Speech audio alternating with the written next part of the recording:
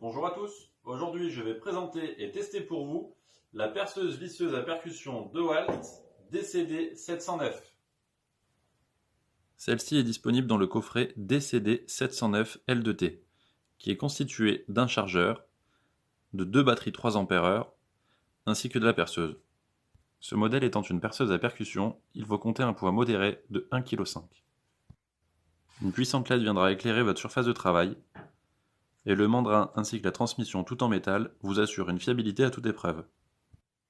La bague de réglage vous permet de passer du mode percussion au mode perçage, ainsi que d'obtenir 15 réglages différents de couple pour les actions de vissage. Nous avons 450 tours par minute en petite vitesse et 1650 tours en grande vitesse. Et le moteur brushless délivre 65 Nm de couple et offre une grande autonomie. Passons au test avec un perçage d'un trou de 10 mm dans cette poutre en bois.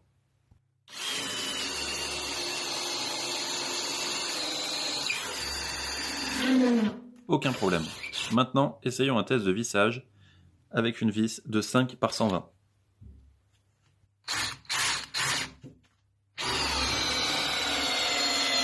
Même résultat.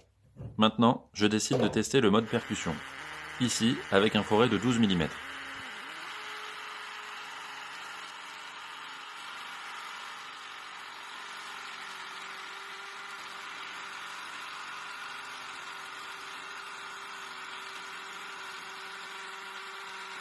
Ce modèle ne disposant pas de poignée supplémentaire, le niveau de vibration ressenti est assez élevé, mais moins d'une minute suffisent à percer un trou de 5 cm de profondeur.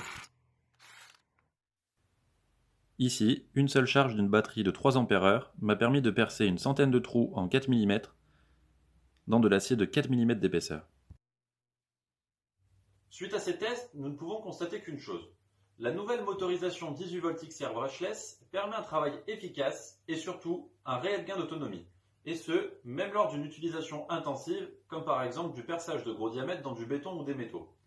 De plus, cette technologie accroît les capacités des machines, ce qui permet à cette perceuse visseuse à percussion par exemple d'avoir 65 Nm de couple, ce qui vous permettra une utilisation des plus polyvalentes. N'oubliez pas de vous abonner à la chaîne Master Outillage pour ne pas louper les futures présentations et tests produits. Et on se retrouve bientôt sur Master Outillage.